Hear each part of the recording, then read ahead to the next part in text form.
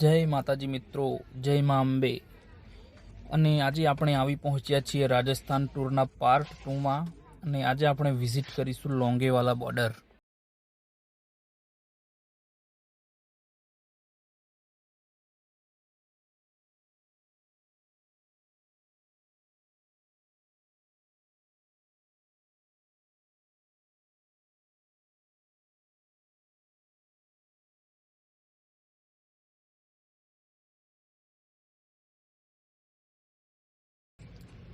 Longewala border એ ભારત પાકિસ્તાન સરહદ પર આવેલું એક ઐતિહાસિક અને દેશભક્તિથી ભરેલું સ્થળ છે।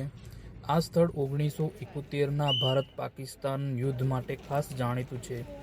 અહીંયા આવવા માટે તમારે રાજસ્થાનના જેસલમેર જિલ્લામાં આશરે જેસલમેરથી 120 કિલોમીટરના અંતરે આવેલું આ ભારત પાકિસ્તાન સરહદ નજીક થાર રણમાં આવેલું છે।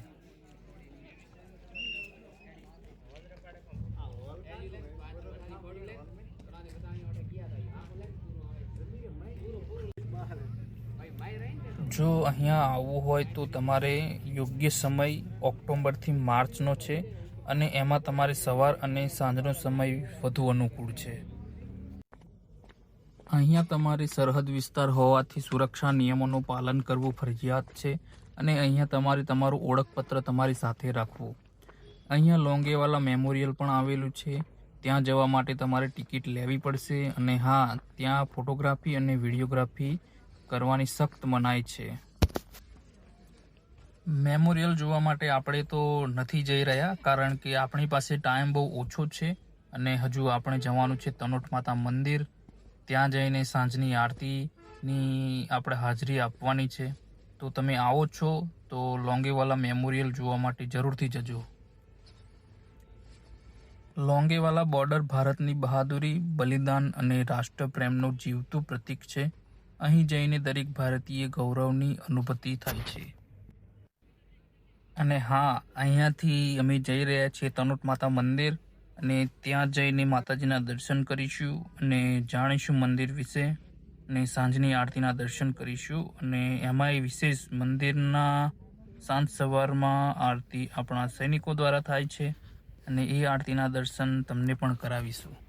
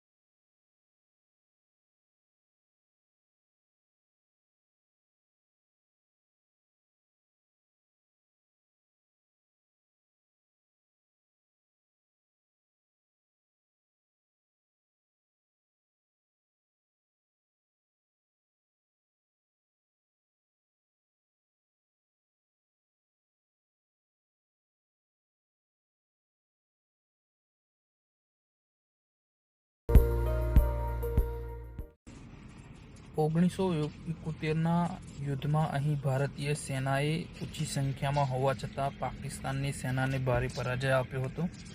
આ યુદ્ધમાં ભારતીય વાયુસેનાની મદદથી દુશ્મનના ટેન્કો નષ્ટ કરવામાં આવ્યા હતા।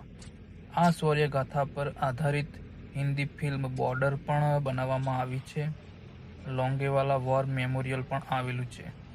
અહીં યુદ્ધ દરમિયાન વપરાયેલા ટેન્ક, હથિયારો અને માહિતી દર્શાવવામાં આવી છે। શહીદ જવાનોને શ્રદ્ધાંજલિ આપવા માટે બનાવેલ સ્મારકને જે દેશભક્તિ અનુભવવા માટેનું મહત્વપૂર્ણ સ્થળ છે।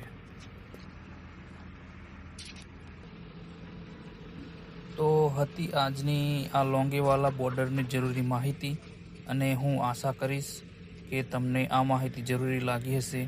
તમને આ વિડીયો કેવો લાગ્યો કોમેન્ટમાં જરૂરથી જણાવજો. અને આપણે જઈએ આગળ તનોટ માતા મંદિર, અને ત્યાં જઈને દર્શન કરીએ. અને આરતી જોવા માટે બન્યા રહો મારી આ યુટ્યુબ ચેનલમાં, અને ચેનલને સબસ્ક્રાઈબ કરી બેલ આઇકન ઓન કરી લાઈક જરૂરથી કરજો. તો મળીએ આગળના વ્લોગમાં. ત્યાં સુધી જય માતાજી, જય હિન્દ.